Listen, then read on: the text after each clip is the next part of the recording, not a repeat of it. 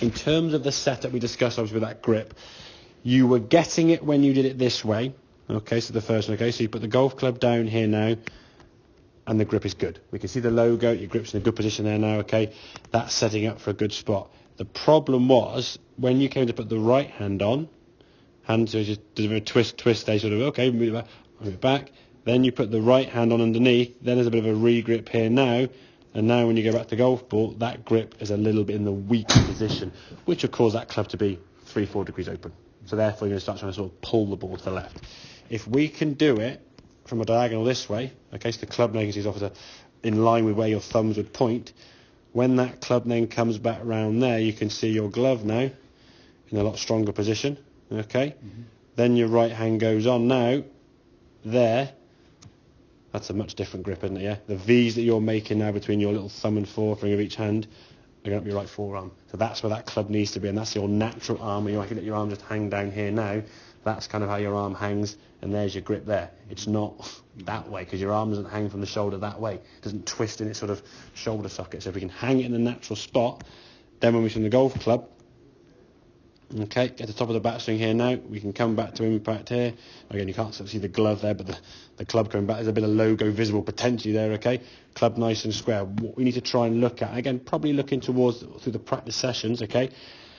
If they start going left, and sort of almost that last shot there, okay? Strong, powerful shots, just 10, 15-yard pulls to the left, okay? We're going to start focusing on from the top of the backswing here now, moving that hip a bit more towards target as opposed to rotating. Obviously, now the movement, obviously, in terms of obviously hip and knee and stuff, getting that movement here better, not that way. The hips do kind of bump and then twist. They don't just twist. Okay, there is a distinct sort of shift a little bit to target. Again, you can do it too much. I think it's that second or third shot when I mentioned that, you kind of went really good, grip was square, and you went, and you kind of stepped over here, and the ball went like 50 yards right.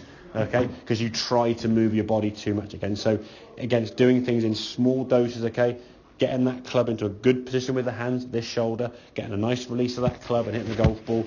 Again, as a guide, if you hit 10 shots, Bob, we want to see 7 of them looking like that. Yeah. Once you get 7 out of 10 this side of the line, either drawing or just straight left, then give me a shout. Contact me if I'm having one of the days on the range at some balls. Just give me a little nudge for saying, okay, go on, I'm getting the ball going left. We can get that movement working better, so your hips start doing this a bit more, okay, as opposed to and twisting, okay. And that's kind of the next step then going forward.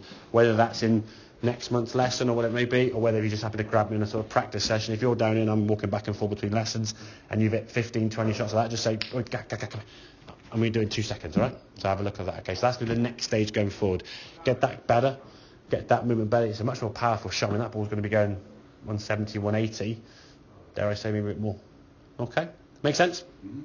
So do that diagonal, back in front, there.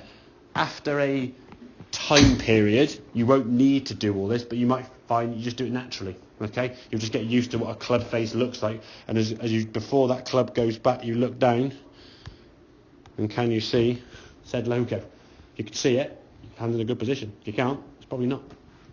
Okay? Very good, Bob. Good.